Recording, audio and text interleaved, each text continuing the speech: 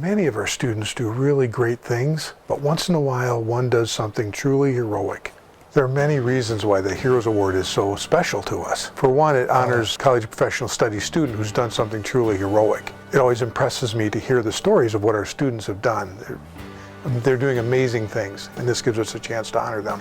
In some cases, our students have overcome a personal challenge. In other cases, they've advocated for somebody in need, and in other cases, they've done things that have really made an impact on the community or the world. The award itself comes with a substantial scholarship. The original scholarship came from friends of Casey Gazdick. Casey was a student of ours in the college who died in 2001, and his friends and family created a fund on his behalf. Casey was their hero. Since then, many people have made contributions to the Heroes Fund on behalf of their heroes as well. So straight out of high school, I joined the military and put college on hold. And I served 8 years with the United States Army, and while I was in the service, I got married and started a family, so school kind of got put on a back burner. My husband took a position working for Del Monte in Plover, which at the time I didn't even really know where it was, and I was going to ASU. I was a full-time student there. And he came home one day and said, we are moving to Plover, Wisconsin, and I had no idea where we were going whatsoever. I have 4 boys of my own, and they range from ages 11 to 24. And me and my husband would like to have a little girl, so we actually had a friend in Delaware who was in the foster program, and she said, well, why don't you just adopt? Or foster children. So we got interested in that, and we started the training in Arizona before we moved out here. And then when we got here, I decided to go ahead and call when things kind of slowed down a little bit.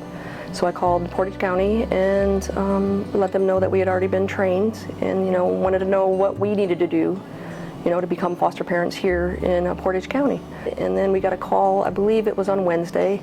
We got licensed on Thursday, and they dropped the babies off to us on Friday, 2 of them, brother and sister. And it was right in the middle of midterms, my first semester here at UW. You know what, all the teachers that I have run across here have been absolutely wonderful. My chemistry teachers, all the clinical science teachers that I've had.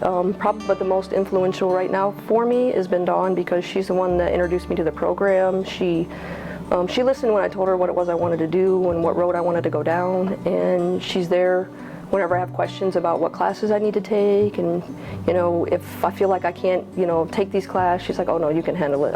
I'm positive that you can make it through this, and she never lets me take on more of a load than I can handle. So I really appreciate everything that she's done for me. One day she came into my office and she said, well, things are getting kind of crazy and hectic. She goes, my husband and I decided we were going to become foster parents, and we have these 2 little kids, and it's getting kind of crazy and kind of hectic. And then from there, we've just built this relationship. Having young kids myself, I understand what she's going through in trying to schedule and be flexible and take care of her older kids, but then yet have to worry about the little younger kids.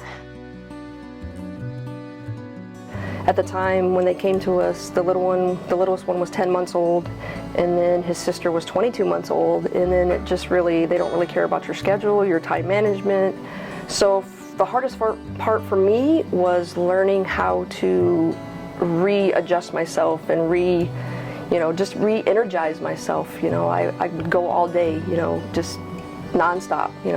One kid needed this and school needed that and had to get this done, and you still have to maintain all that. So I had to spend that first semester just trying to figure out how I could study and how I was going to accommodate everybody and not leave anybody out.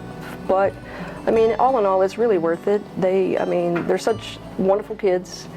It is hard, and it never gets easier. The time part of it never gets easier.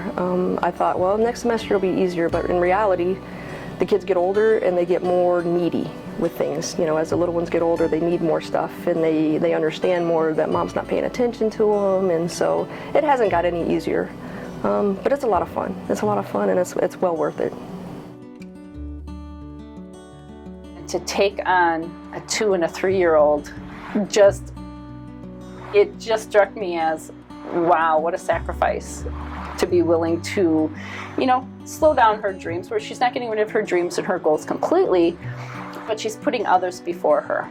And that's, I don't know that I could have ever done that. And to see her do that, and you wouldn't know it. And you see her sitting in class and she's just the average student. And then you talk to her and it's like, oh, we've got to go here and there and we've got this and that going on. And I don't know how she gets it all done in a day. Well, it's a little bit overwhelming because I don't really think of anything that I do on a daily basis as heroic. You know, I mean, these kids need somebody, my kids need me, you know, my husband needs me. It's just kind of, you wake up every day and this is what you do. I wanted to finish my degree. I wanted to set a good example for my children. You know, education is important, you know, so I wanted to go back and pursue it and do everything I had to do and show them that it is important and they can do it regardless of what's going on in their life. I do have a hero. I have a hero. My parents, both of them, are my heroes because neither one of them went to school, neither one of them went to college, but they always made sure that we knew how important education was. It's a special award that honors true, real-life heroes.